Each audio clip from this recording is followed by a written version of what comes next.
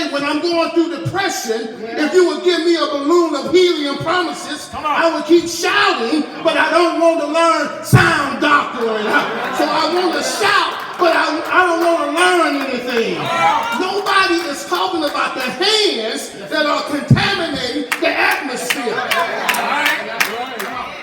But Samuel had an idea. He said, somebody bring me a basin so I can wash my hands. So that I won't bring up labor fever into the delivery room. He realized that the filth on the doctor's hands was what's killing the patient. Oh, I wish I could preach it like I feel it. I wonder how many of us would be responsible enough to admit and confess that a lot of times it's not the enemy that's driving people away from the church. But a lot of times it's the people in the church, people in leadership who got a nasty attitude, that got a demonic spirit, that have a possessive attitude of thinking that everything belongs to them. They are going from the autopsy to the delivery room. In Psalms 24, verses 4 and 5, here's what the writer says.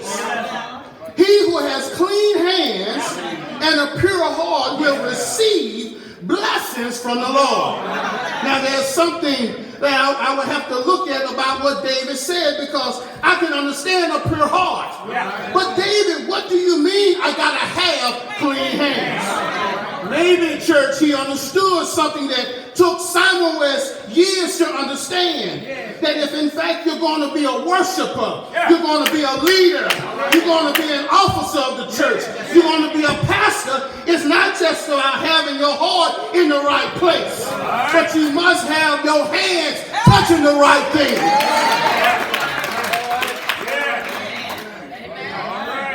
So don't just get holy once you walk into church. But there ought to be something about your lifestyle Monday through Saturday that your body is able to say, let the works I've done speak for me. I get so tired of folks who speak holy but can't speak to other people. I get tired of people who can shout amen but talk about people when you leave the church. I get tired of folks who in fact will roll their eyes and talk about people, but when you go through, you want the whole church to pray for you. You can't just have your heart in the right place, but you gotta have the right hand. You can't go from dead stuff to the delivery. Now I'm here to tell somebody who's in this place, maybe about 20 of you, you've been touching the wrong stuff. And when you're touching the wrong stuff, here it is, it's going to contaminate your purpose, your potential, and even your authority. In Numbers chapter 19, verse 11, hear what Moses said to the children of Israel. Whoever touches something dead should be separated for 7 days. God help us in here. And I better pause right here because I think I'm losing somebody. Moses said to the children of Israel, whoever touches something dead, they have to be separated for 7 days. And I want to say to somebody who can handle it this morning, give the Lord 7 days to touch what's been going on in your life. And I believe for of us that believe by faith that in 7 days God is going to touch a situation that other people gave up on. Hallelujah. Please forgive me, that was for me. In John chapter 20, verse 24, I believe there's something in this text that will bless us. When Jesus made his appearance, watch this now, Thomas was not there. He wasn't there when Jesus appeared, first appeared. And so the disciples told him, Jesus has arisen, and Thomas doubted. The disciples told him that Jesus has risen, and Thomas doubted. Preachers, I think Thomas got a bad rap because it was not Jesus who had the conversation with him.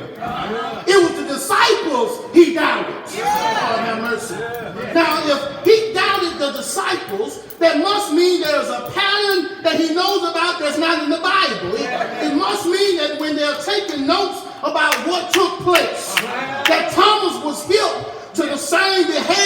and language from the disciples that Jesus wasn't around. You see, you can fool some people some of the time. But I want to know who you are when church is over. I want to know who you are when you ain't in the pastor's face. I want to know who you are when you ain't brown nosing and kissing up. I want to know who you are when you ain't singing a hymn and praying a prayer and reading the scripture. I want to know what kind of hands you have. Now, can I ask a question? Who really did Thomas doubt? Did he doubt the report of the disciples?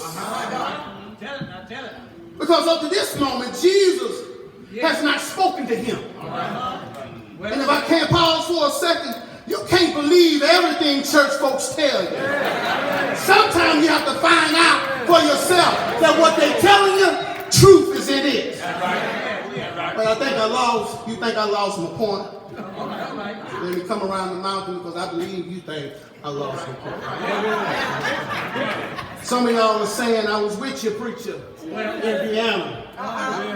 I was with you about the bacteria change. I was with you from the delivery to the autopsy.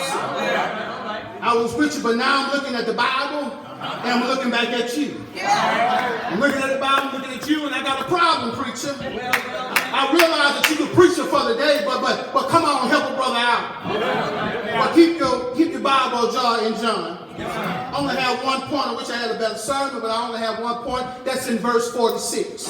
26, I'm sorry. All right, in verse 24, when Jesus first appeared, the disciples was not with him. And this is immediately after the ascension. All right, help me preach it. Now, I'm in verse 26, and something jumped off the page to me, deacons.